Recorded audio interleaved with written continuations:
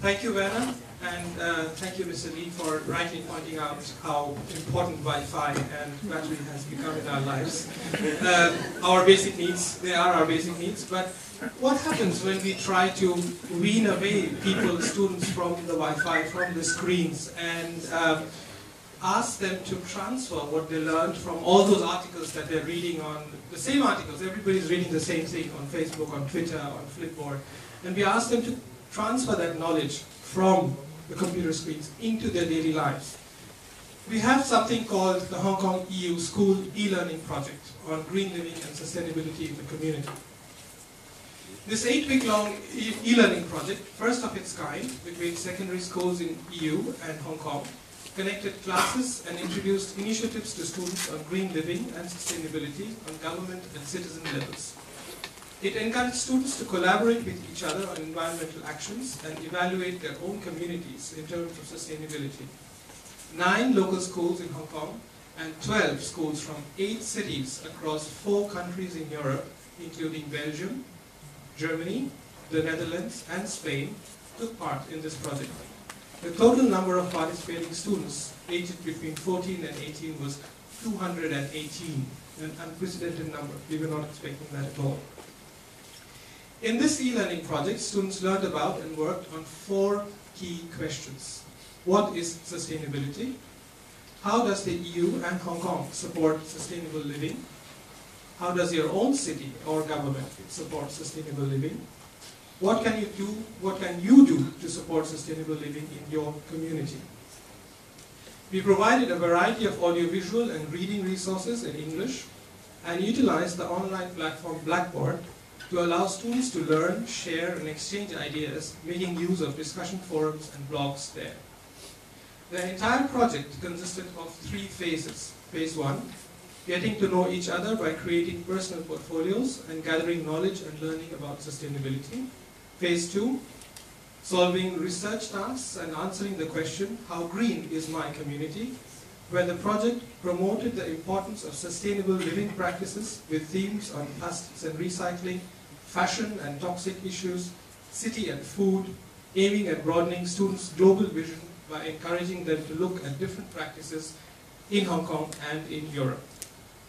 Finally, Phase 3 was a group community project with the theme towards sustainable living in the community, in which students were asked to collaborate and execute a project within the community with their overseas partners. Today we will be awarding prizes to excellent work in all these 3 categories. Throughout the 8 weeks of this project, the students exchanged ideas and communicated primarily via Skype, email, and Facebook. Wi-Fi was very necessary. And we have seen that there have been a good number of excellent partnerships and collaborations in action as the project progressed. The teachers played an extremely important role in preparing class sessions, guiding and mentoring the students to the various stages of the project, and facilitated the discussions and learning of the students, while at the same time keeping us informed of the school's progress and achievements.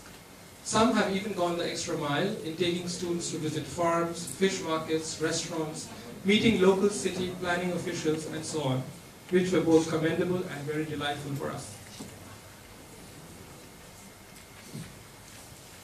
We are extremely grateful for all the support and cooperation extended to us by the teachers. We are also very grateful to our colleague from the Center for Holistic Teaching and Learning, Mr. Kendall Yan, sitting right there in the audience, for providing us the technical support needed for Blackboard and for answering all our questions at all times of the day and night. Thank you, Kendall. With the project now fully complete, looking back at our journey, we hope and believe that the students have gained a significant amount in self-directed and self-regulated learning, in improving their linguistic and communication skills. It was a project which was in English, which is a foreign language for both Hong Kong and EU students. And in heightening the awareness on sustainability issues, and also in terms of enriching intercultural experiences and co-constructing knowledge by interacting with overseas students. Hopefully some of you have made good friends. We as organizers have enjoyed tremendously witnessing the students in developing independent and innovative ideas, and we think that the knowledge and in-depth understanding on sustainability of their own community has grown immensely. they have gained valuable observation and reflective skills through research in the community and much technical skills of using online tools for learning.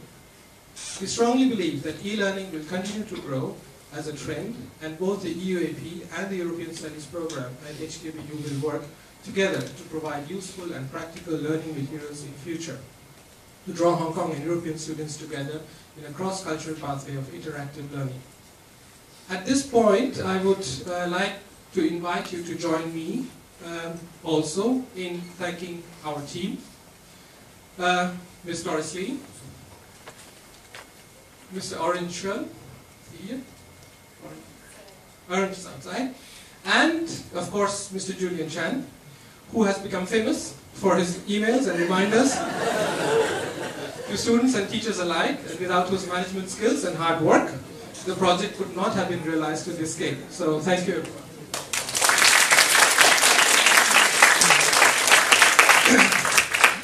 Last but not least, before I go, I must thank my colleague, Professor Dr. Torben Schmidt of our partner university Leuphana in Lüneburg, Germany, whose original Going Green project with US and German students became the inspiration for our present project.